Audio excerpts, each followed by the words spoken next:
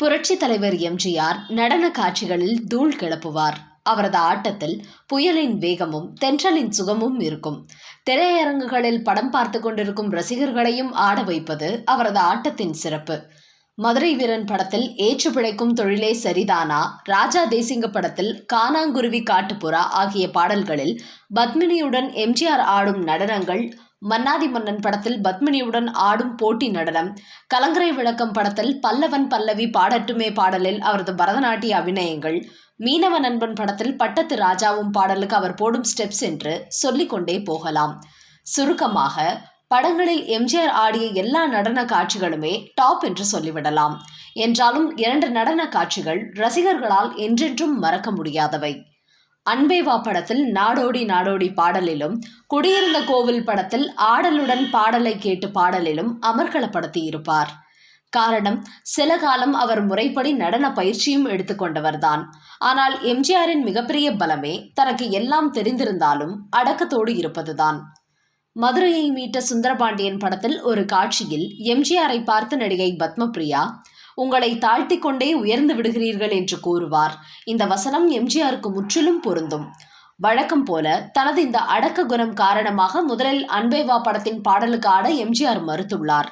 இயக்குனர் திரிலோக சுந்தரை எம்ஜிஆர் அழைத்து, நாடோடி நாடோடி பாடலுக்கு நவீன ஆங்கில இந்திய கதக் பாணியில் நடன அசைவுகளை நடன இயக்குனர் சோப்ரா அமைத்துள்ளார்.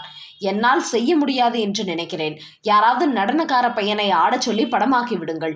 என் க்ளோஸ்அப்களை மட்டும் அங்கங்கே சேர்த்து கொள்ளலாம் என்று கூறியுள்ளார். ஆனால் திரிலோக சுந்தருக்கு எம்ஜிஆரின் திறமை தெரியும்.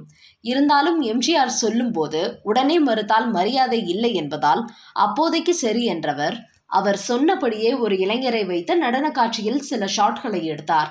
அவர் மனதில் வேறொரு திட்டம் இருந்தது. பின்னர் பாடல் காட்சியை படமாக்க வேண்டிய நாள் வந்தது. திரிலோக சுந்தரிடம் எம்ஜிஆர், அந்த இளைஞர் ஆடிய நடன காட்சிகளை பார்க்கலாமா என்றார். திரிலோக சுந்தர் ஏற்கனவே போட்டு வைத்திருந்த திட்டப்படி, எடிட்டர் ஊரில் இல்லை, அந்த ஷாட்களை எங்கே வைத்திருக்கிறார் என்று கண்டுபிடிக்க முடியவில்லை. நான் படமாக்கிய காட்சிகள் நினைவில் இருக்கின்றன. இப்போது உங்களை வைத்து எடுக்க வேண்டிய காட்சிகளை எடுத்து விடுவோம் என்றார். திரிலோக சுந்தரும் நடன இயக்குனர் சோப்ராவும் கேமராமேன் மாருதிராவும் ஏற்கனவே பேசி வைத்து கொண்டபடி வேலையை தொடங்கினர். எம்ஜிஆர் அட்டகாசமாக ஆடினார். ட்விஸ்ட் டான்ஸ் பாருங்கள் என்று அந்த பாடலில் வரும் வரியின் போது அதற்கேற்ற மூமெண்ட்டுகளை ஊதி தள்ளினார். பாடலுக்கு ஆடிய நடன கலைஞர்கள் உட்பட யூனிட்டில் இருந்த எல்லோரும் அசந்து போய் நின்றனர். பின்னர் எம்ஜிஆரிடம் திரிலோக சுந்தர் உண்மையை கூறி, இளைஞர் ஆடிய ஷாட்களை பார்க்கிறீர்களா என்று கேட்டு போட்டு காட்டினார். எம்ஜிஆர் ஆடியதில் 10ல் 1 பங்கு கூட அந்த இளைஞர் ஆடவில்லை என்பது தெரிய வர, திரிலோக சுந்தரின் தோலை தட்டி சிரித்தபடியே எம்ஜிஆர் எழுந்து விட்டார். இதே போலதான் குடியிருந்த கோவில் படத்தில் ஆடலுடன் பாடலை கேட்டு பாடலுக்கும் நடனமாட முதலில் எம்ஜிஆர் மறுத்தார். பாடலில் அவருடன் கூட ஆடுபவர் எல் விஜயலட்சுமி என்கிற நடிகை, மிகப்பெரிய டான்சர். பஞ்சாப் பாங்க்ரா நடன காட்சி இடம்பெற்ற பாடல் அது. மூமெண்ட் தவறினால் தப்பால ஆயிடும் என்று எம்ஜிஆர் தயங்கினார்.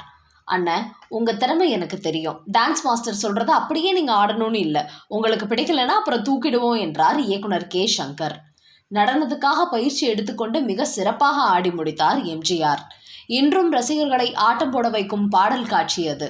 அதன் பின்னர் பல படங்களிலும் பஞ்சாப் பாங்க்ரா நடன காட்சி இடம்பெற்றுள்ளன என்றாலும் எம்ஜிஆரின் நடனம் போல அமையவில்லை.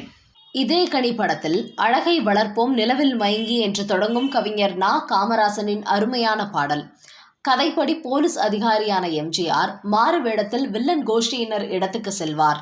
அங்கு அளிக்கப்படும் விருந்தோம்பலின் போது இந்த பாடல் காட்சி இடம்பெறும்.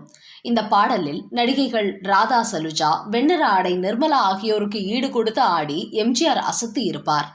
பாடல் முடிந்ததும் வில்லியாக நடிக்கும் நடிகை ராஜ சுலோக்ஷனாவும் அவரது கையாளாக வரும் நடிகர் RS மனோகரும் எம்ஜிஆரிடம், பிரமாதமாக ஆடினீர்கள் என்று பாராட்டுவார்கள்.